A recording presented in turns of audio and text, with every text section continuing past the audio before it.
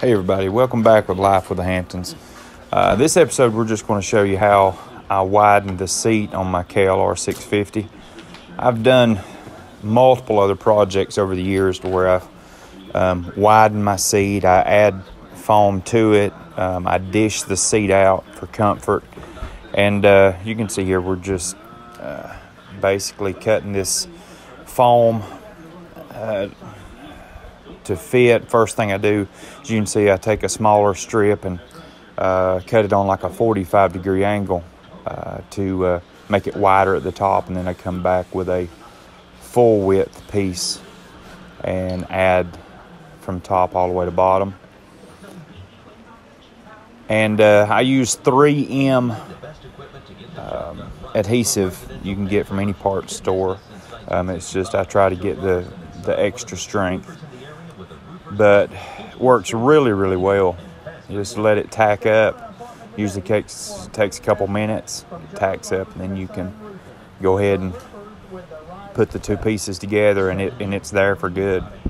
But here I'm just shaping it up, taking where my legs are going to be, and this is a trial and error. You just have to continually cut a little bit, shape a little bit, and then you usually have to put it back on the bike and sit on it, stand up on it, and see if it's going to hit the back of your legs or anything while you're standing on the pegs. But I've done them enough to know what I need, basically. So you can see here those foam pieces are like 1 inch and 7/16 wide, so that's right at 3 inches on each side that I added. As you can see here, stock width on this seat is about 10.5 inches, which is a lot wider than the older model KLRs before the new edition. But it's about 10.5 inches is what the old seat is. And we have now, I've got 15 inches wide. So if you can see that is 15 inches wide. So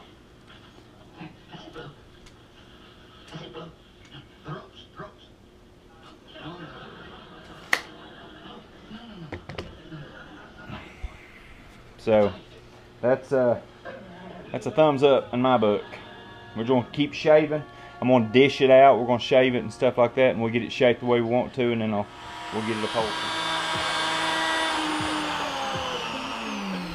And from right here, what I'm doing, I use a cheap angle grinder from Harbor Freight. These things are like $14, $15. And I bought a cheap pack of the metal cutoff wheels, and it cuts through this foam just like it's butter. And that's probably one of the better tools that I found to cut this foam. I've tried a ton of different knives. I've even went out and bought several electric knives. The electric knives work pretty good, but what I found is once you cut through the glue with the electric knife, you might as well throw it away, because all those pieces that you have glued onto the side to widen it out, when you go back and try to cut through that glue, the glue gets in between those blades, and it just becomes pretty much useless. But this grinder works pretty good. So I just keep doing that, just keep hammering away at it. I take the grinder here and I'm just shaving it, just keeping on, shaving and molding it and taking a little bit amounts at a time, so I don't really make a mistake. And the biggest thing is getting it just like the other side. Just trying to, whatever you do to one side, you have to mirror it on the other side, and that's probably one of the harder things to do. So that's really all there is to it. Just take your time, and you can see here. Now I do go back over all of this with a piece of 1/2 inch thick headliner material, which is real thin. It has really no support to it, but what it does, I spray the entire seat with 3M adhesive, and I let that just basically I coat it, I mean really thick, And what I do with that is I take, and once it starts to get tacky, I stretch that headliner over the entire seat. And what it does, it takes out all those imperfections that you can see right here. You can see like the knife blades and stuff like that. It takes all of those out and makes it just a smooth surface to put your new seat on. Here we go. This is some of the other seats. This was off of a Kawasaki Concourse 1400, that seat I did several years ago. This is my personal bike, and I dished it out and made it really comfortable for my wife and I. This was a 16-inch wide seat for her and I. This is a seat off of my F800 GSA BMW dual sport bike. And this seat, you can see I dished it out. This was like a recliner, and this was amazing. I had about 10 hours in labor on this seat, and you can see there. And this is Diana done that as well. She did this seat. She does an amazing job. This is a seat that I actually bought this old bike back. This is off a DRZ 400, and you can see that. And this seat is absolutely amazing for a DRZ seat. So here we go. I hope you enjoyed. Welcome back. Just wanted to give you a finished product. This video is going to be about the seat. And I showed you that I was cutting the seat down early on in the video, and how I cut it and shaped it. And I took it to Diana's motorcycle upholstery in Asheville, North Carolina. And she's absolutely, she's amazing at what she does.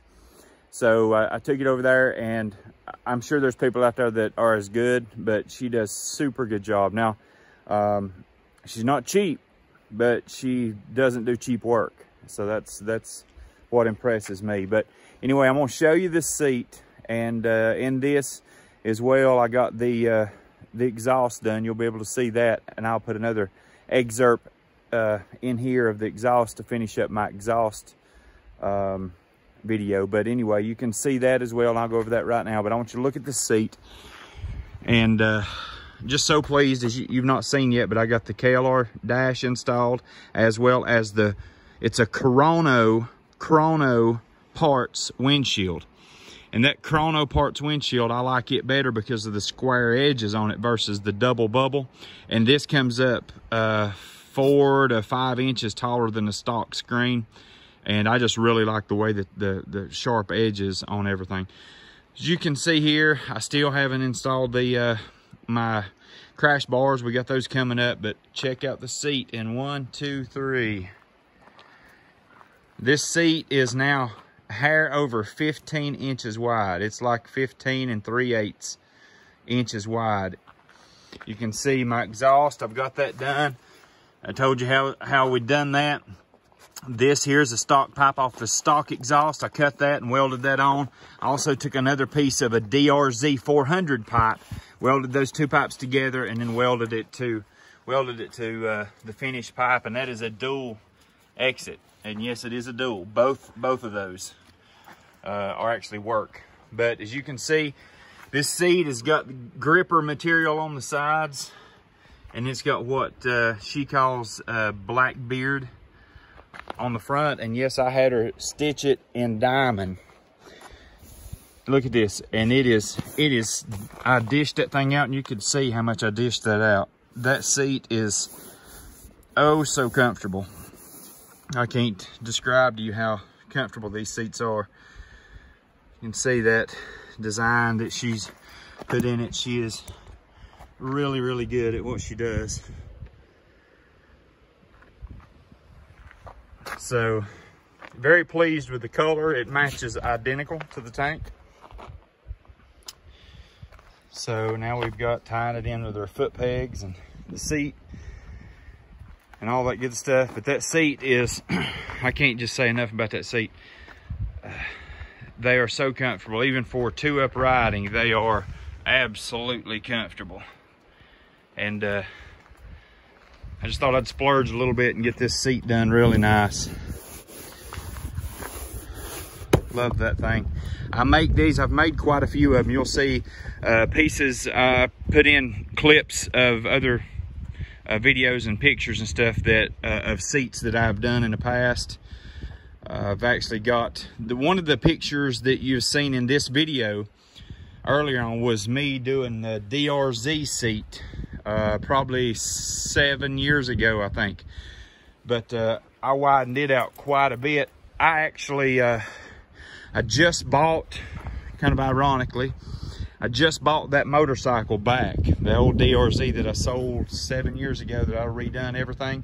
I bought it back and it is in rough shape. I want to show you this. It's going to be an upcoming project. I'm going to take you in here and yeah, that's my old, that's a old Indian bike and a buddy of mine's bike, and that's my son's bike. And here is the old DRZ that I built. Of course, put the KTM fender as well as the light. And but this is a clear tank, which I put on there when I rebuilt everything. It was brand new, and of course whoever had it painted it yellow, so I'll have to strip that yellow off of it. I've got risers ordered for this, as well as didn't want to crank, so I've got in here, and anyway, long story short, I've got a new starter switch that I had to order. But this is the seat that I built, and of course this thing's really dished out, but this is the seat. And I did not use Diana on this seat. This was done locally, and just used a very inferior vinyl. So Diana uses all the heaviest, best grade marine vinyl, and this is just regular vinyl that I used here at a local shop. You can see it did not stand the test of time. So I'll be taking this one off and taking it to Diana and having her recover this, and I've got all new plastics ordered for it. I have got, this is just a rough shape. The bike runs good, and it only has 13,000 miles on it. So I'm gonna go through everything, go back through the carburetor. This fender will be changed. I've got all the fender that I'm gonna put on here is off of a 2020 RMZ 450. It'll be, all the plastics will be white. I'm gonna, like I said, strip the paint back off the clear tank. And white here, white rear fender. Got a graphics kit ordered for it. And anyway, I'm gonna have to get suspension for it and all that stuff. We'll be doing all that. But anyway, I just thought I'd bring in, show you a project that we've got going. I've already got parts ordered for that. But honk if you like the build right there and the way it's coming. You've probably seen the crash bars inside that we're going to install, and I'm going to put suspension on this. I'll do progressive fork springs and the rear spring. But anyway, God bless you guys, and like, share, and subscribe. Thanks.